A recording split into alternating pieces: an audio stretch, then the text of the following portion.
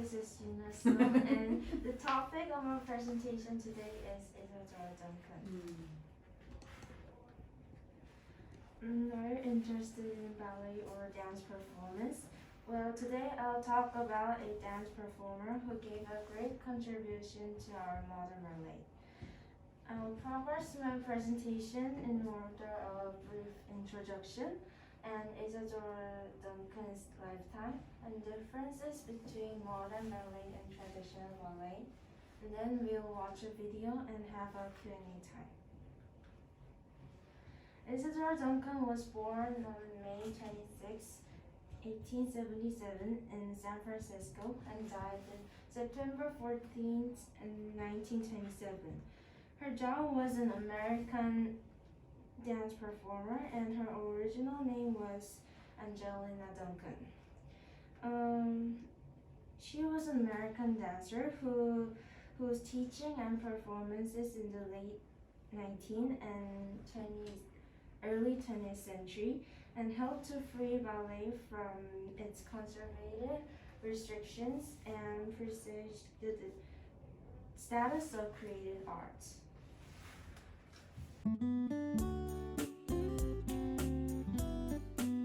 And she performed to great acclaim throughout Europe and the US.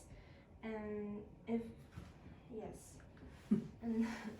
we look at her lifetime, as I said before, she was born in 1878, and during her childhood, she lived in a poor family with her mother, a music teacher mother, and as a child, she rejected the rigidity of the classic ballet and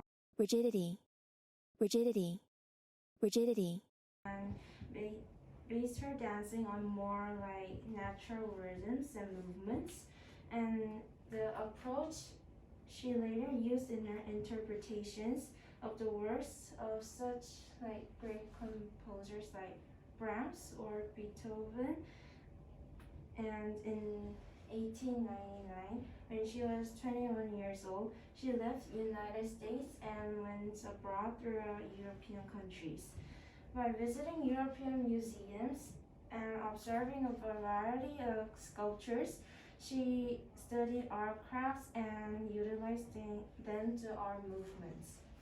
And in 1905, during her first world tour, she impressed many choreographers such as Mitchell Falken and art critics such as Serge Diaghilev, and continued her art career as a dancer.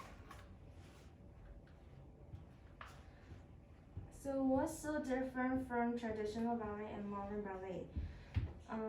Traditional ballet, also known as classical ballet, is what people generally think of in terms of ballet. Classical ballet reached its height in 19th century Russia through the work of choreographers like Marius Petipa and the following elements characterize this style. Like it has graceful, flowing movements, and it has elaborate sets and costumes. And for modern ballet, also known as neoclassical ballet, it was introduced in the 20th century by choreographers like George Balanchine, and it generally includes increased speed and like energy and attacks, and it has more like simple aesthetic with simple sets and costumes. Yes, and it's energy and attack. yeah. Oh, okay. Maybe I don't know the It's word. like kind of attack. more powerful.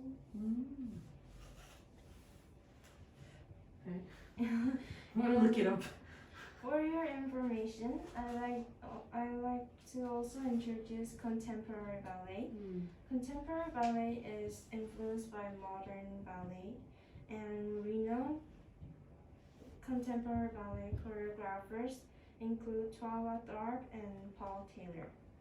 In contemporary ballet, you may see floor works, turning of the legs, and greater range of movements in body line, and point shoes and bare feet.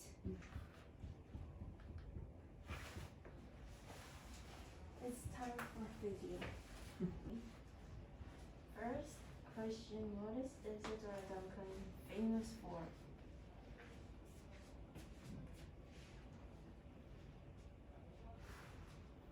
The answer is she was famous for she gave a great contribution to modern ballet, and she kinda reject the limit. Conventional Yeah, style or conservative yeah, motions. restrictions, conservative restrictions. Conservative. Yeah. And second, what's the difference between traditional and modern ballet? Yes. I think volume is too low. Traditional ballet is well balanced during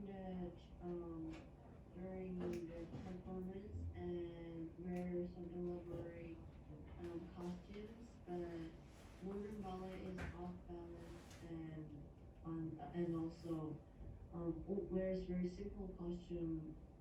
Is it right? Yeah. Kind of. And number 3, what is another name for modern ballet? Classical ballet. Neoclassical. Thank you for listening to my presentation. Okay.